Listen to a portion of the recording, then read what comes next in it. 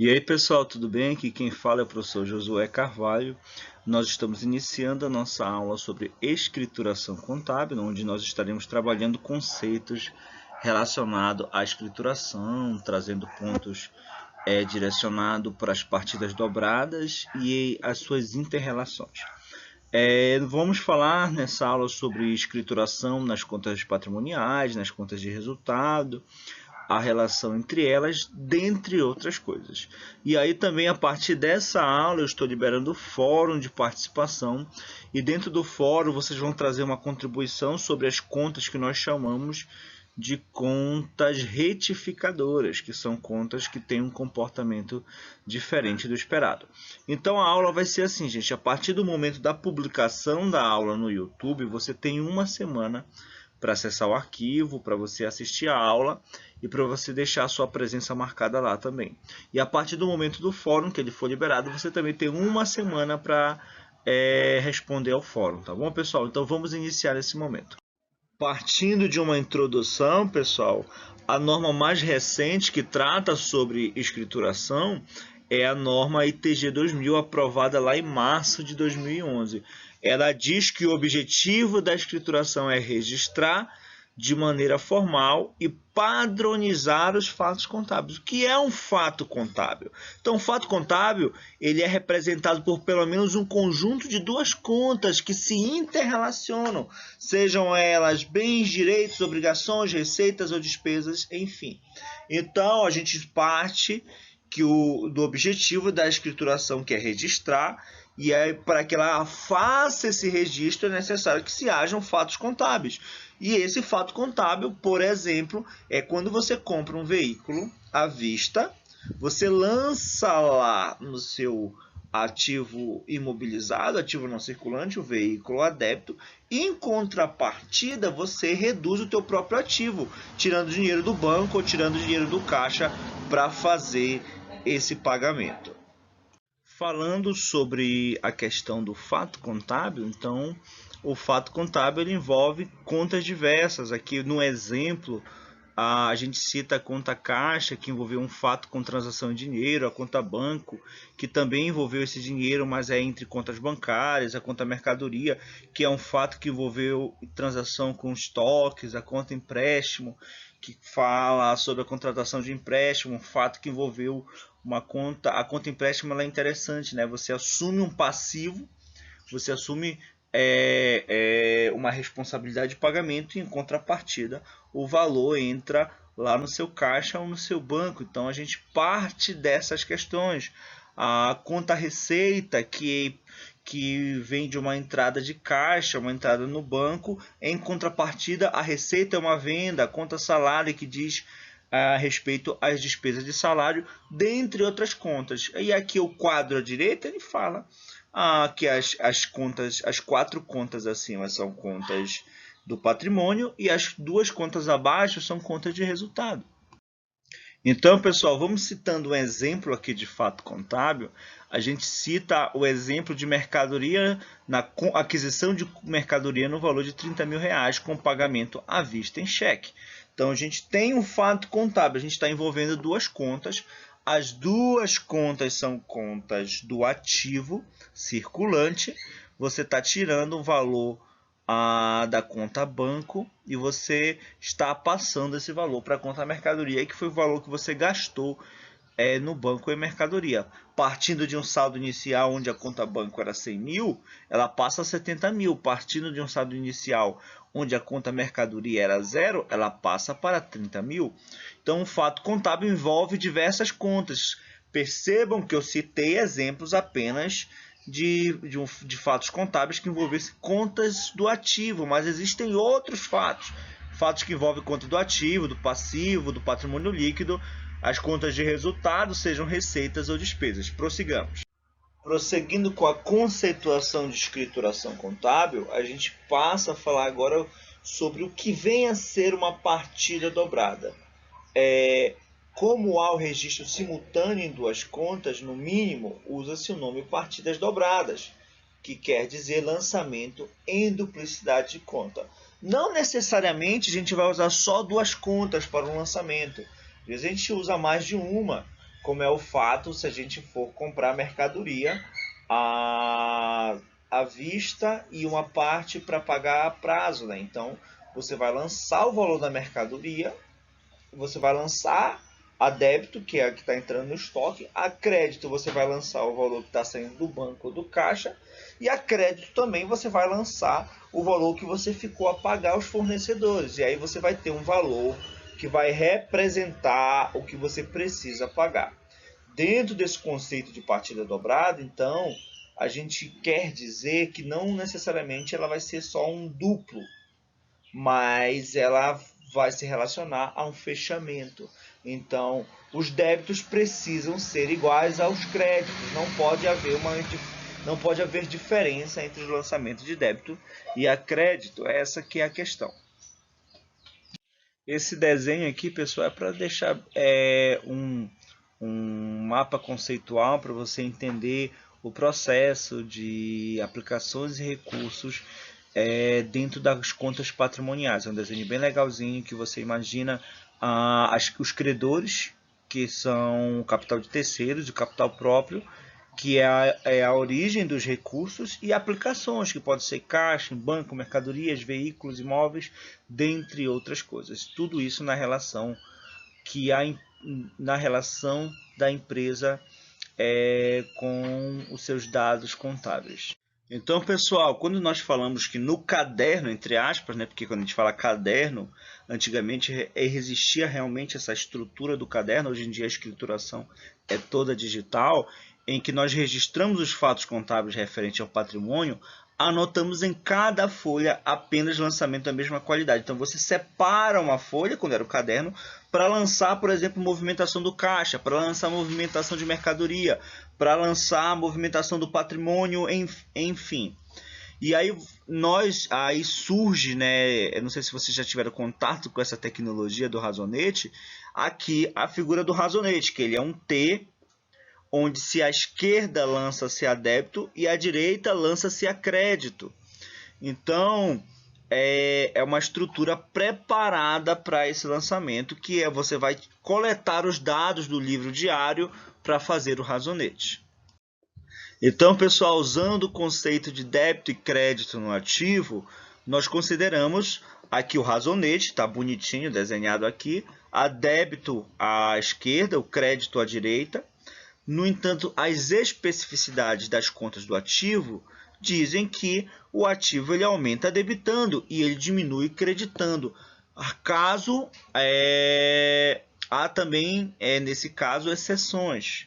E essas exceções são os temas, será o tema do nosso fórum. Nosso fórum vai falar sobre contas retificadoras e eu vou pedir exemplo para vocês e aí vocês vão trazer esses conceitos. Então, normalmente uma conta do ativo aumenta a débito e diminui a crédito, com exceção das contas retificadoras, que é a que vocês vão pesquisar. Tá bom, pessoal?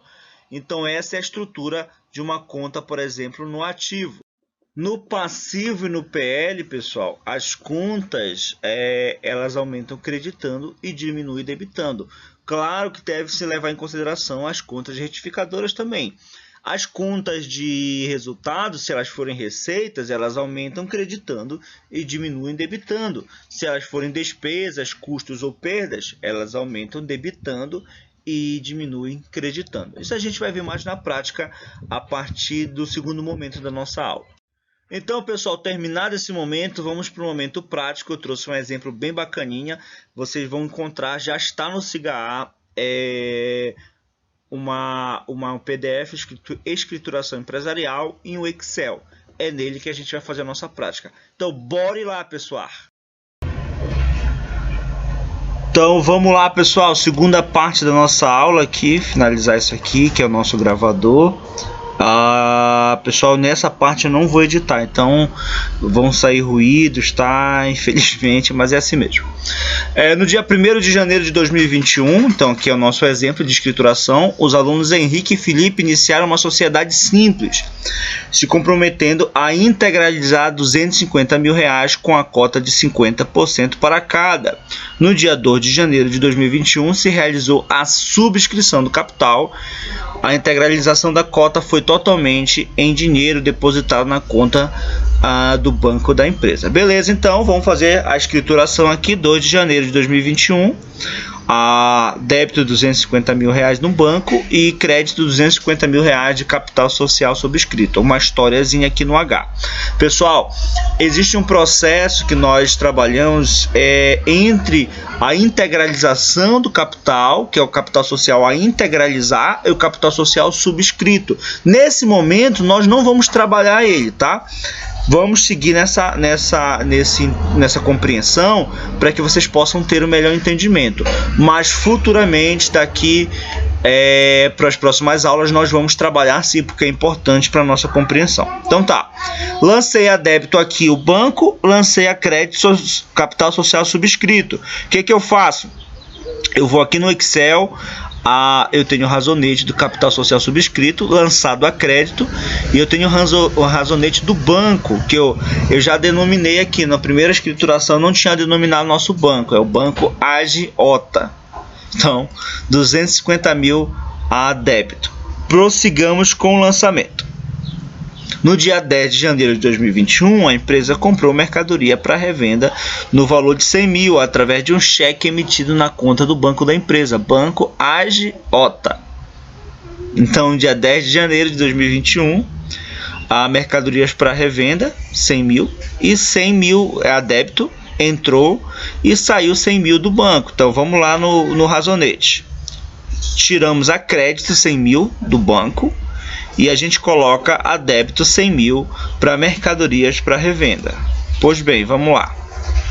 No dia 12, houve venda do estoque no valor de 40 mil reais à vista, realizando posteriormente uma baixa de 15% do estoque que fora vendido na operação. Então, vendi 40 mil à vista, entrou o dinheiro no meu caixa, 40 mil a débito, e entrou receita de vendas à vista, 40 mil, registrado aqui lá no nosso razonete. Cadê a nossa conta caixa? 40 mil e a débito, e a crédito 40 mil lançado neste momento. Podem verificar. Pois bem, agora a gente precisa fazer o reconhecimento da baixa no estoque. Então vamos lá. Foi 15% do estoque total, o estoque era 100 mil, então deu 15 mil.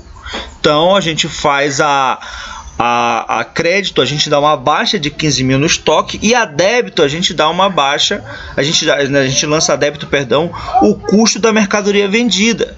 Então tá aqui, ó, custo da mercadoria vendida, 15 mil reais, que é uma conta de resultado, uma conta que a gente usa no DRE.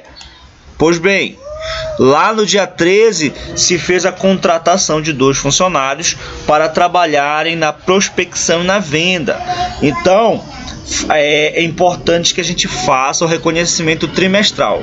Eu ia trabalhar trimestral, gente, mas para não ficar muito grande o exemplo, eu preferi reduzir para bimestral. Então aqui onde se lê trimestral, o certo seria bimestral, tá? Então a gente faz o reconhecimento que a gente tem que pagar o salário dos caras.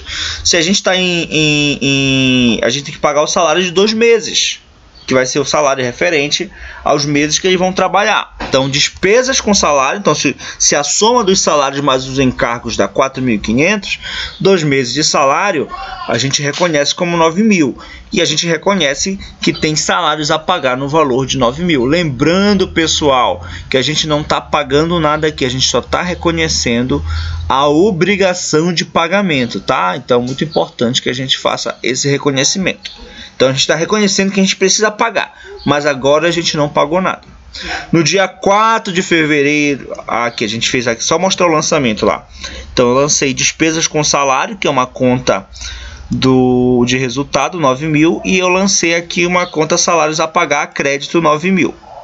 Perfeito, vamos lá.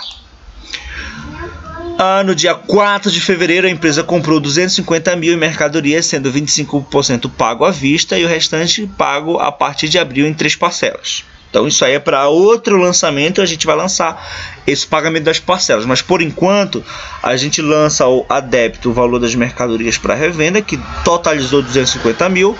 A gente lança a crédito o banco, 62.500, e a gente lança a crédito os fornecedores, 187.500. Aí conta a historinha, tá bem aqui. Tiramos do caixa, tiramos do banco, na verdade, né, 62.500 do nosso banco agiota. Aí dos fornecedores a gente reconheceu 187.500, tá bem aqui, até aqui, olha, até esqueci de editar, gente. Bem aqui, ó, 187.500, é porque eu tinha colocado outro valor e eu editei agora, tá? Pois bem, deixa eu só ver se no Razonete 2 fechei aqui. 187.500, é porque eu tinha pensado outro valor e depois eu editei. Tá aqui, tá tudo certinho. Vamos lá. 187.500. Tá, no dia 15 de fevereiro eu realizei o efetivo pagamento do salário mensal dos revendedores. Salários a pagar. Então eu dei débito nos salários a pagar, que é uma conta do passivo. Então eu estou diminuindo meu passivo. Por quê? Porque eu estou efetivamente pagando o salário desses caras. Então eu estou tirando uma obrigação, mas eu estou dando em contrapartida dinheiro. Então eu paguei do meu caixa. Então eu lancei a débito 4.500 em salários a pagar. Cadê salários a pagar? Lancei a débito aqui e lancei no caixa 4.500 também como crédito, como contrapartida. Pois bem, no dia 18 a equipe realizou uma venda, uma grande venda para um consórcio de empresas municipais, que totalizou a venda de 60% do estoque disponível, no valor de R$230 mil, sendo 30% recebido à vista e os demais 70% a prazo. Então, eu reconheço a venda à vista, entrou R$69 mil, que é esses 30% à vista, e a correspondência é receita de vendas à vista. Entrou R$161 mil, que é referente às vendas a prazo. E aí a contrapartida é a conta clientes. Por que a conta clientes? Porque é um valor que eu vou receber mensalmente. E aí eu vou fazer o reconhecimento também do custo da mercadoria vendida. Se foi 60% do meu estoque, que eu vendi a 230 mil, 60% do meu estoque atual, quanto era o meu estoque atual? Cadê? Ó? Meu estoque atual, ele era 100 mil, mais 250 mil, aí menos 15 mil que já tinha vendido, esses 141 que eu já lancei. Então, dava 235 mil. 235 mil vezes 60%, que é os 141 mil que eu lancei aqui a crédito, tá? Que eu já tinha lançado, porque, infelizmente, como essa aula é gravada, a gente tem que ter um aproveitamento do tempo, uma otimização do tempo, isso nos leva a alguns problemas. E aqui a contrapartida, custo da mercadoria vendida, 141 mil. Segundo passo, eu vou fechar o saldo dos razonetes, pessoal. Lancei o diário, vou fechar o saldo. Olha, aqui do capital social, só 250 mil, fechei 250 mil. Aqui no caixa entrou 40 mil e depois entrou 69, deu 109, saiu 4.500, ficou 104.500. No banco agiota entrou 250 mil e saiu 162.500, sobrando 87.500. A receita de venda à vista fechou com saldo de 109, positivo. A mercadoria para revenda, no total entrou 350 mil e saiu 156 mil. Sobrando 194 mil. O custo da mercadoria vendida foi 15 mil, mais 141 mil, 156 mil. As despesas com salário ficou 9 mil, salários a pagar era 9 mil, saiu 4.500, ficou 4.500. Fornecedores ficou 187.500, receita de vendas a prazo ficou 161 mil, e o clientes ficou 161 mil. Vamos montar o DRE. O DRE, a receita operacional bruta é formada pela receita de venda à vista e a prazo. Então, nossa receita à vista deu 109, conforme o razonete. A venda a prazo deu 161 mil, conforme o razonete. Passei para cá. Eu não fiz nenhuma dedução. As deduções são o que, pessoal?